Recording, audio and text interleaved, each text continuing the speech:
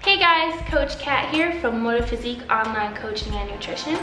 Today, we're going to talk about relationships. And I'm not talking about romantic relationships, but the relationships between you and your body and you and food. This is an important topic to address because if we don't focus on our relationships between our body and our food, this can really affect and damage our rate of success and the longevity of our success, aka your results. And today specifically, I'm going to talk about your aesthetic physique goals. Okay, not strength, and I'll explain why. I want to talk to you guys about SMART goals and how they're ineffective for the longevity of your aesthetic goals. And I want to talk about mental care and your body positivity and how that attributes to your overall success. So first off, I want to talk about SMART goals. If you don't know what a SMART goal is a specific, measurable, attainable, reasonable, and time-specific goal. So for example, Mary, let's just say, wants to lose 10 pounds for her vacation that is in 2 months. So it is specific because it's 10 pounds.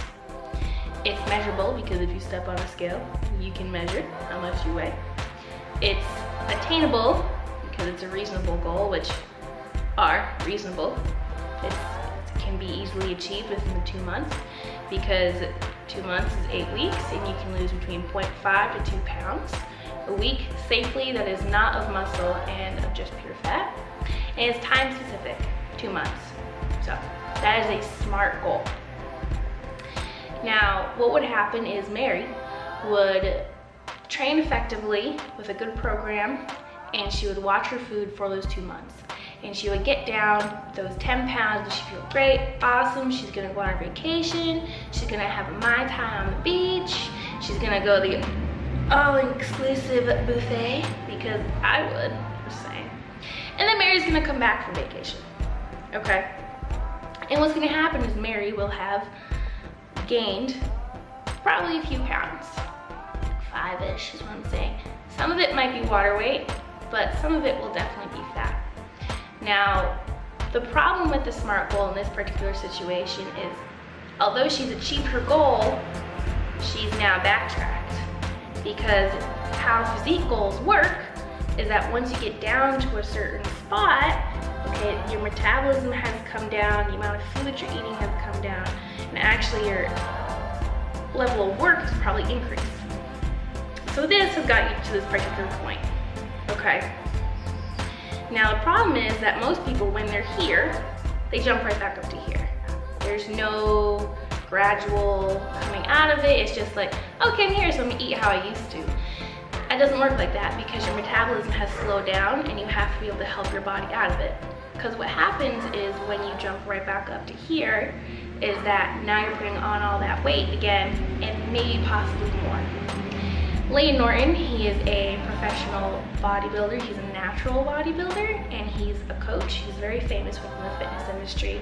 One of the greatest things that I ever took away from one of his podcasts is that the United States has no problem losing weight. We can all lose weight.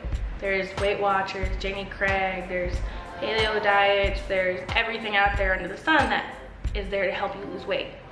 The problem is that once we're done, we gain it all back.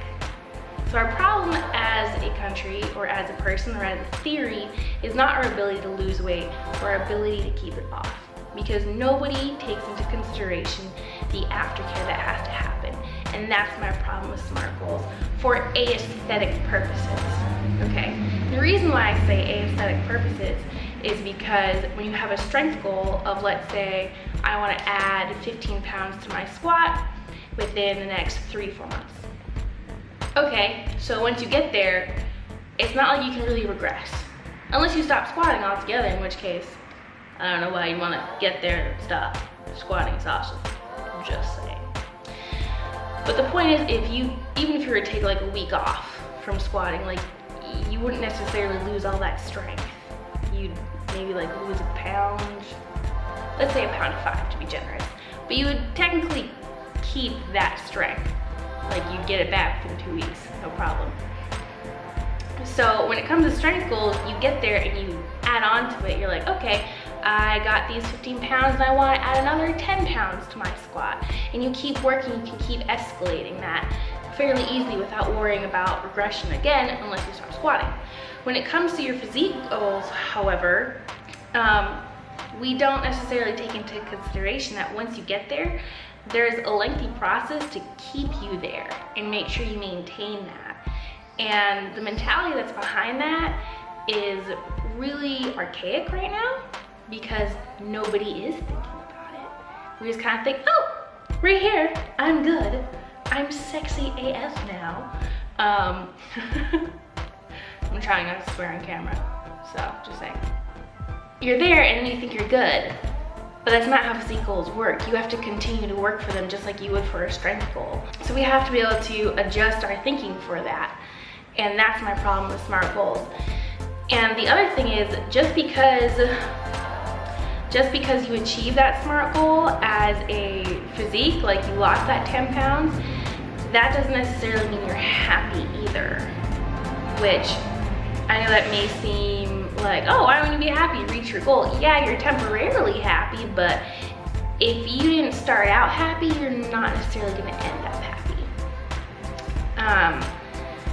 And I can say this because I've seen so many people get to a physique goal and be like, yeah, cool, awesome, like I lost that 10 pounds, and then they go right back down like, I'm not good enough, this isn't good enough, I still look fat, I'm still gross, and all this stuff. And it's really like heartbreaking to see, because as a coach, you can see all their progress, you can see how much effort and time and blood, sweat, and tears they put into something, and they can't appreciate it because they have this one particular image in their head that isn't necessarily them, and they're holding on to it for dear life, and because they're holding on to it so strongly, they can't appreciate where they're at. Leading me to my second point is that we as a fitness industry, or we as individuals, need to take a lot more time and care into the mentality of clients or an individual trying to achieve this goal. Because the thing is, if you're not happy with yourself inside first, you're not going to be happy with no matter what physique I were to give you or someone were to help you with. Like, one analogy that I've used a lot is if I were to wave a magic wand and go poof, you have your physique. Ta-da! You can walk around and prance around, you're good and golden. You'd be great. You'd be so happy for like 10 minutes, and then you'd go look in the mirror and be like, wow girl, you ugly. Like, you so fat. We need to change this, and you'd want something else. You'd want to continue changing yourself. I was watching a TED Talk a few weeks ago, and it was a talk about body positivity and essentially how young girls, mainly in like the high school area, it was like a really high percentage. I'm gonna butcher this because I can't remember the exact percentage, but it was really high. It was like 65, 75%-ish of young girls thought that they were fat. And it wasn't just girls who were unhealthily overweight, it was girls who had more fat than they needed, it was girls who were at a healthy weight, it was girls who were anorexic and underweight who thought they were fat and thought they needed to change. So it didn't actually matter what their physique looked like, but they thought that they were fat. And that is partly due to society and what our expectations are, and our inability to create this realism for women, or even just people in general, because although there's a large percentage of women, there are men who have the same problems. It's everywhere, and we need to change that. And we as coaches need to be able to address this as well. And we need to address this and teach people that you really need to be able to work on your mental success and positivity first, because you're never going to get to where you want to be until you change that. And what I mean by that as well is that I have seen people self-sabotage themselves into not getting towards their goals. I'm not here to judge you. As a coach, that's not my job. I'm not here to say, oh my God, how dare you have a cookie? Like, what is wrong with you? Put it down. You're so terrible. Like, you guys You clients, you do that to yourselves enough. There's so much negative talk on yourself, and that's what I'm talking about. Like, I don't need to do that because you do it enough. And by the way, you badgering yourself like that is not helpful towards your goals, okay? Because that's telling yourself that you're doing something wrong, which, yes, you may need improvement in some area, but for you to continually tell yourself that you're worthless and that you're not doing a good job and you need to get over yourself, you need to get your butt to the gym, and how could you eat that? You know you're not supposed to have that. Like, that's negative self-talk, and that's not going to get you anywhere. On top of that, even if you are able to bust your butt for those 2 months and get yourself to where you want to be, what do you think is going to happen after that? You're going to burn out, and you're not going to want to continue doing the program that you're doing, which is why all this aftercare is really important. So with negative self-talk, there's self-sabotaging, which means you may not even be able to get to where you want to go. And 2, even if you are able to get there, you're not able to sustain that lifestyle because you're in this constant fuzz of, I'm still not good enough.